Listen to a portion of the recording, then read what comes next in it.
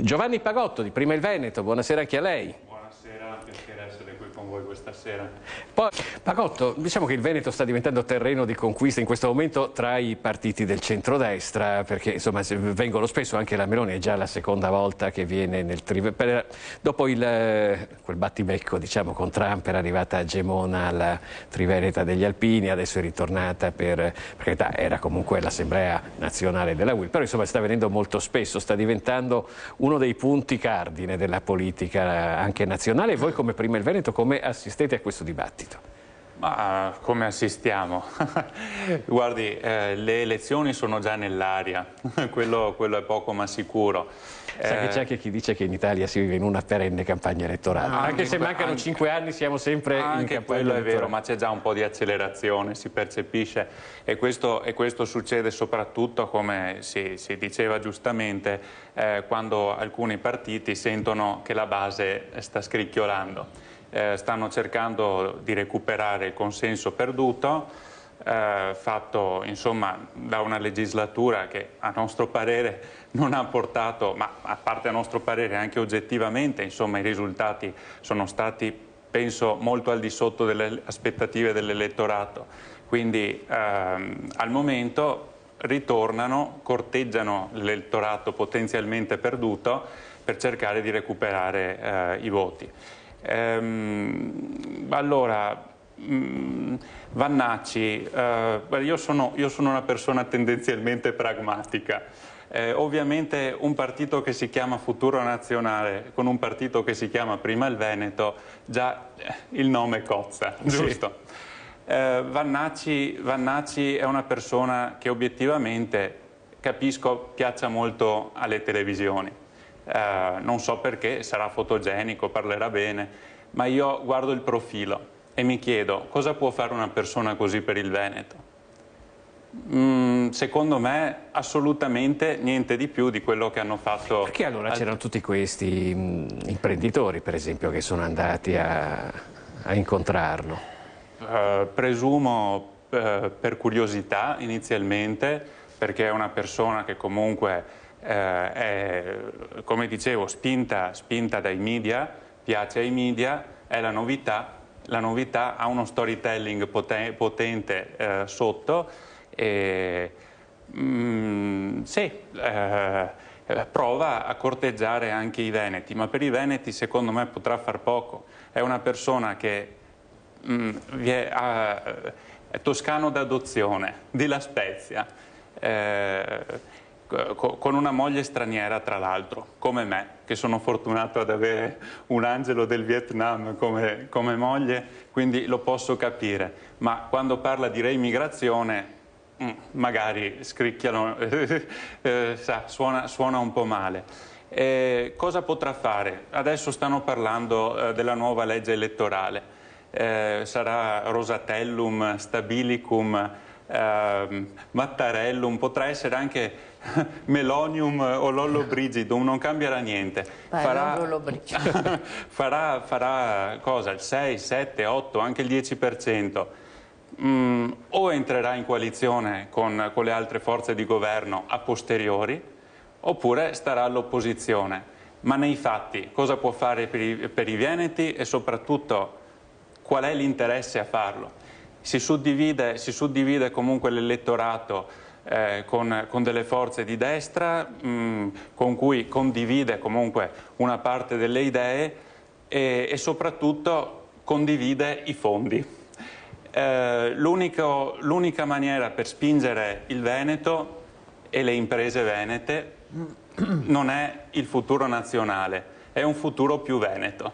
Quindi sì. L'autonomia o altri vengono su a prendere voti e poi chi si è visto quando ma certamente c'è chiaramente a mio parere un po' di, chiamiamolo, primadonnismo elettorale. È fuoriuscito dalla Lega, vuole batterli, far vedere che è lui il nuovo Deus ex machina, ma nei fatti sarà uno come gli altri. Assolutamente. Dovevamo ancora sentire Pagotto perché voleva intervenire su questo fatto che aveva detto il sindaco della Pietra per quello che riguarda le liste, i partiti venetisti. Sì, guardi, potrebbero esserci delle sorprese all'orizzonte, molto piacevoli per chi ci segue. I veneti, sì, non sono dei supereroi, sono gente anche loro quando vanno in politica, storicamente dico, hanno... come dicevo prima, il primadonnismo elettorale, succede che ci siano quei personaggi, sì, va risolto, bisogna trovare delle persone competenti con cui fare dei progetti seri, portarli avanti, fare, diciamo, delle economie di scala elettorali. Però Pagotto, una domanda forse possiamo farcela naturalmente senza polemiche. Sì. Il Veneto è una regione che ha una forte identità. Fortissima, ma anche perché vediamo... più 1100 anni di storia di Repubblica serenissima, non certo. non si cancellano certo con un colpo di spugna. Veneti è una cosa che deriva addirittura dalla preistoria. Sì, infatti, anzi, sarà la prima volta che compare la parola Veneti è nell'Iliade addirittura, perché era un popolo alleato dei troiani. Perché però allora queste liste venetiste non hanno tutto quel consenso che ci si aspetterebbe? Questa è una bella domanda, nel senso che probabilmente fino ad ora non si è riusciti a fare una proposta che piacesse ai media, perché lo sappiamo, come dicevamo prima per Vannacci, che i media sostanzialmente arrivano dove non arriva il fundraising della base, nel senso che servono fondi e copertura mediatica per riuscire ad arrivare agli elettori. L'hanno dimostrato anche le recenti elezioni di Venezia. Brugnaro è uscito con un consenso bassissimo tra la popolazione. Il Delfino di Brugnaro è stato rieletto, mettendo una quantità di fondi incredibile, dando gadget a destra e a manca, una presenza capillare, copertura mediatica, e hanno vinto di nuovo. Non credo che il consenso di base sia cambiato, le armi erano affilate. Quindi una volta che si riesce ad avere lo storytelling giusto per avere la copertura mediatica gratuita e i fondi che si trovano, soprattutto se si riesce ad avere il supporto degli imprenditori di cui parlavamo prima, a cui io penso che sarebbero molto interessati a una proposta che possiamo fare sì, venetisti non mi piace come parola, sa? Non mi dica cosa preferisce, che la cambiamo subito. Guardi, l'importante è allontanarsi da Roma politicamente e soprattutto economicamente. Dopo il modo lo si trova, nel senso che sia federalismo, quello serio però, non quello che stanno discutendo e sbandierando in questo momento in regione e non, quello serio o qualcosa di più, ben venga, ma gli imprenditori veneti sarebbero estremamente interessati a una proposta seria che ovviamente io in prima persona e molte persone serie che conosco faremo e porteremo avanti.